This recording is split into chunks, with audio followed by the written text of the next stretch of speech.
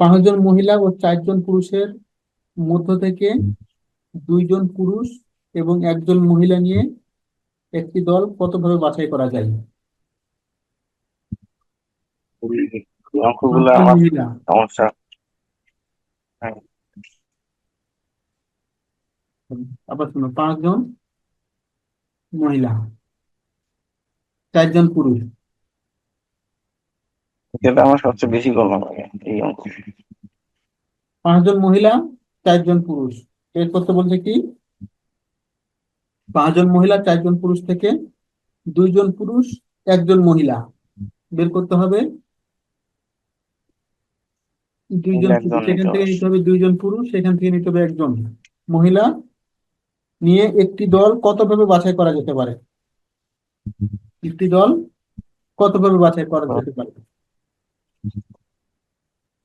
তাহলে লেখো,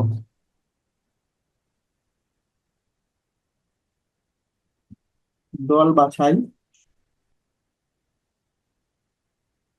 এখানে কয়জন? 5 জন থেকে 1 জন। ফাইভ একজন। C one 5C1। এখানে 4 জন থেকে 2 জন হচ্ছে 4C2। 4 জন থেকে 2 জন 4C2, 5 জন থেকে 1 জন 5C1।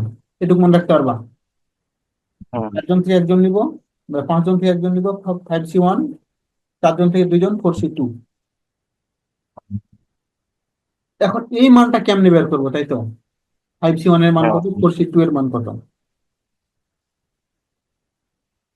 এই কোশ্চেনটা যদি এভাবে চিন্তা করো, NCR, এটা একটা সূত্র লিখে রাখো।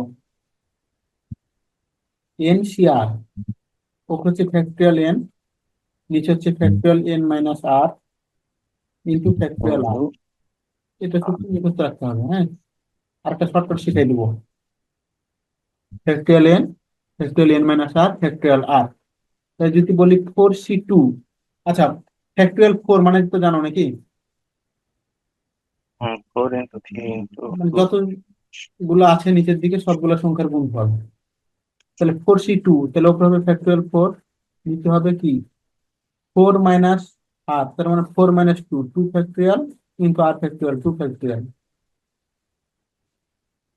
তাহলে উপরে হবে উপরেরটা, নিচেরটা নিচে হবে কি নিচেরটা, আর আবার বিয়োগফলটা। যেমন যদি বলি যে 5C3, 5C3, তাহলে কি উপরে 5 ফ্যাক্টরিয়াল, নিচে 3 ফ্যাক্টরিয়াল, মানে উপরে 5 নিচে 3 বসে দিলাম, নিচে আবার কি হবে ওদের বিয়োগফলটা।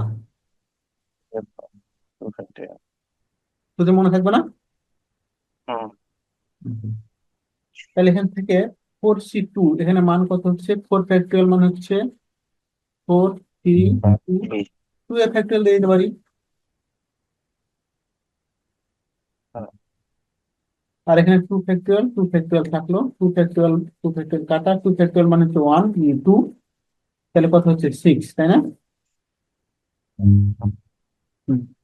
এটা হচ্ছে গতানুগতিক সূত্রদের প্রসেস। আমরা যদি শর্টকাট দেখি, শর্টকাট দিয়ে বের করা যায়। শর্টকাট সিস্টেম হচ্ছে 4C2, মনে করেন 4C2 নিচে কত আছে 2, তাহলে নিচে লেখো 1 × 2, 1 × 2, নিচে কয়টা রাশি পেলাম, 2টা না? উপরে লেখো 4 × 3।